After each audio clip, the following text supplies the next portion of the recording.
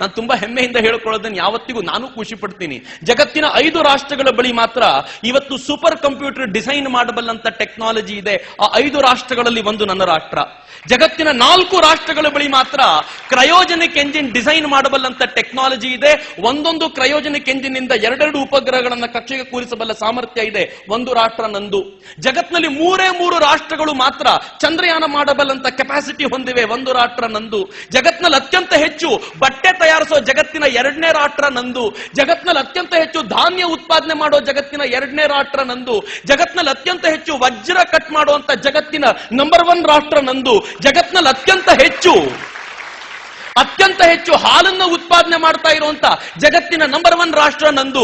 ಜಗತ್ನಲ್ಲಿ ಅತ್ಯಂತ ಹೆಚ್ಚು ಇಂಜಿನಿಯರ್ಗಳನ್ನ ಪ್ರೊಡ್ಯೂಸ್ ಮಾಡಿ ಜಗತ್ತಿಗೆ ಎಕ್ಸ್ಪೋರ್ಟ್ ಮಾಡ್ತಾ ಇರುವಂತ ಜಗತ್ತಿನ ನಂಬರ್ 1 ರಾಷ್ಟ್ರ ನಂದು. ಜಗತ್ನಲ್ಲಿ ಅತ್ಯಂತ ಹೆಚ್ಚು ಡಾಕ್ಟರ್ಗಳನ್ನು ಪ್ರೊಡ್ಯೂಸ್ ನಾವು ಮಾಡ್ತಿದ್ದೀವಿ. ಜಗತ್ನಲ್ಲಿ ಅತ್ಯಂತ ಹೆಚ್ಚು ಡೆಂಟಲ್ ಡಾಕ್ಟರ್ಗಳು ಇಲ್ಲೂ ಪ್ರೊಡ್ಯೂಸ್ ಆಗ್ತಾರೆ. ಜಗತ್ನಲ್ಲಿ ಅತ್ಯಂತ ಹೆಚ್ಚು ಚಿನ್ನ ಖರೀದಿ ಮಾಡೋ ಹೆಣ್ಣುಮಕ್ಳು ಇರೋದು ಭಾರತದಲ್ಲೇ ರೀ. ಇನ್ನೆಲ್ಲೂ ಈ ಕೆಪಾಸಿಟಿ ಇಲ್ಲ. ನಿಮ್ ಮಾಹಿತಿ ಇರ್ಲಿ ಅಂತ ಹೇಳ್ತೀನಿ.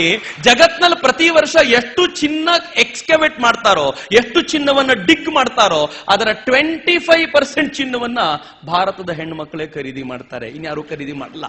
ಒಂದು ಅಕ್ಷಯ ತೃತೀಯ ಬಂದ್ರೆ ಇಡೀ ಜಗತ್ತು ಬಾಯಿ ಪಡ್ಕೊಳ್ಳೋಷ್ಟು ಚಿನ್ನವನ್ನ ಖರೀದಿ ಮಾಡೋ ತಾಕತ್ತು ಹೊಂದ್ಕೊಂಡಿದ್ದೀವಿ. ಆದ್ರೂ ನಮಗ್ ನಾವು ಹೇಳ್ಕೊಳ್ತೀವಿ ಬಡ ರಾಷ್ಟ್ರದಿಂದ ಬಂದವರು ನಾವು ಅಂತ. ಪ್ಲೀಸ್ ಬಿಟ್ಟು ಬಿಡಿ. ಭಾರತ ಇವತ್ತು ಬಡ ರಾಷ್ಟ್ರ ಅಲ್ಲ. ಇತ್ತೀಚೆಗೆ ಸ್ವಿಸ್ ಬ್ಯಾಂಕಿನ ಬಗ್ಗೆ ತುಂಬಾ ದೊಡ್ಡ ಚರ್ಚೆ ಆಗ್ತಿದೆ. ನಾನು ಕಾಯ್ತಾ ಇದ್ದೀನಿ. ವಿಕಿಲೀಕ್ಸ್ ಇವತ್ತೋ ನಾಳೆ ರಿಲೀಸ್ ಮಾಡುತ್ತೆ ಯಾರ್ಯಾರು ದುಡ್ಡು ಎಷ್ಟೆಷ್ಟು ಇಟ್ಟಿದ್ದಾರೆ ಅಂತ. ಆದ್ರೆ ಶಿವಖೇರಾ ಒಂದು ಅಧ್ಯಯನ ಮಾಡಿ ಕಳೆದ ಕೆಲವಾರು ತಿಂಗಳುಗಳ ಹಿಂದೆ ಶಿವಖೇರಾ ಮತ್ತು ಈ ರಾಷ್ಟ್ರ ಕಂಡಂತ ಶ್ರೇಷ್ಠ ಒಬ್ಬ ಎಕನಾಮಿಸ್ಟ್ ಗುರುಮೂರ್ತಿಗಳು ಸೇರಿ ಒಂದು ಅಂಕಿಅಂಶ ರಿಲೀಸ್ ಮಾಡಿದ್ದಾರೆ. ಗುರುಮೂರ್ತಿಗಳು ಹೇಳಿದ್ದಾರೆ, ಈ ದೇಶ ವಿದೇಶದಲ್ಲಿ ಇಟ್ಟಿರೋ ಹಣ, ಸ್ವಿಸ್ ಅಲ್ಲಿ ಇಟ್ಟಿರೋ ಹಣ ಎಷ್ಟು ಅಂತ ಒಂದು ದೊಡ್ಡ ಅಮೌಂಟ್ ಹೇಳಿದ್ರು. ನಾನು ಹೇಳಿದೆ, ಸರ್ ನಂಗೆ ಅಮೌಂಟ್ ಎಲ್ಲ ಗೊತ್ತಾಗಲ್ಲ, ಲಕ್ಷ ಅಂದ್ರೆ ಟೆನ್ಷನ್ ಆಗ್ಬಿಡುತ್ತೆ ನನಗೆ. ನೀವು ಇಷ್ಟು ದೊಡ್ಡ ಅಮೌಂಟ್ ಹೇಳ್ತಿದ್ದೀರಲ್ಲ, ಹೆಂಗ್ ಅರ್ಥ ಮಾಡ್ಕೊಳ್ಳೋದು? ಅವ್ರು ಹೇಳಿದ್ರು, ಸಿಂಪಲ್ ಆಗಿ ಅರ್ಥ ಮಾಡಿಸ್ತೀನಿ.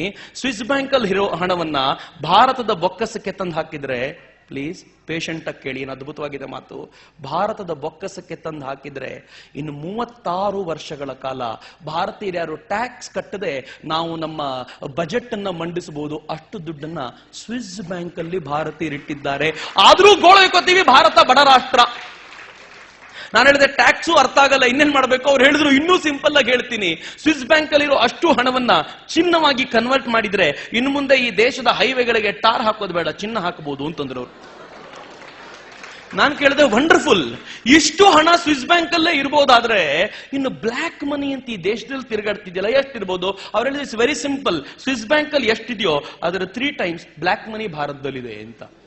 ಹೇಳಿದ, ಅಯ್ಯಪ್ಪ ಅಂದೆ ಒಂದ್ಸಲ. ಅಂದ್ರೆ ಹೆಚ್ಚು ಕಡಿಮೆ 100 ವರ್ಷ ನಾವ್ಯಾರು ಟ್ಯಾಕ್ಸ್ ಕಟ್ಟೋದು ಬೇಡ. ಹೇಳಿದ, ಇದನ್ನ ಚಿನ್ನವಾಗಿ ಕನ್ವರ್ಟ್ ಮಾಡಿದ್ರೆ ಏನ್ ಮಾಡೋದು? ಅವ್ರು ಹೇಳಿದ್ರು, ನಿಮ್ ಮನೆಯಿಂದ ರಸ್ತೆಗೆ ಬರ್ತಿರಲ್ಲ, ಆತರ ಎಲ್ಲರ ಮನೆಯಿಂದ ರಸ್ತೆಗೆ ಬರೋ ರಸ್ತೆನೂ ಚಿನ್ನ ಮಾಡ್ಬೋದು. ಅಷ್ಟು ಹಣ ನಮ್ಮ ಹತ್ರ ಬ್ಲ್ಯಾಕ್ ಮನಿಯಾಗಿ ತಿರುಗಾಡ್ತಿದೆ. ಏನ್ರಿ ಭಾರತದ ಶ್ರೀಮಂತಿಕೆ! ಆದ್ರೂ ಬಡ ರಾಷ್ಟ್ರ ಭಾರತ ಅಂತ. ಯಾಕೆಂದ್ರೆ 5ನೇ ಕ್ಲಾಸಿಂದ ಪ್ರಬಂಧ ಬರೆದಿದ್ದೀವಲ್ಲ. 5ನೇ ಕ್ಲಾಸಿಂದ ಪ್ರಬಂಧ ಬರೆದಿರೋದು 2 ವಿಷಯ. ಒಂದು, ಬಡ ರಾಷ್ಟ್ರ ಭಾರತ.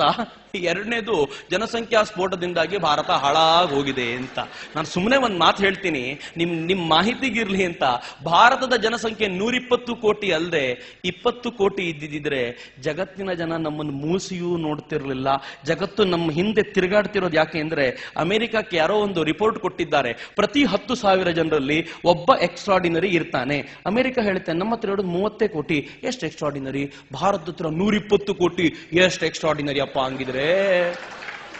ಎಲ್ಲಿಂದ ತರೋದು ಇಷ್ಟು ಜನರಿಗೆ ಕಾಂಪಿಟೇಟರ್ಸು ಅಂತ ಅಮೆರಿಕ ಸಿಕ್ಕಾಪಟ್ಟೆ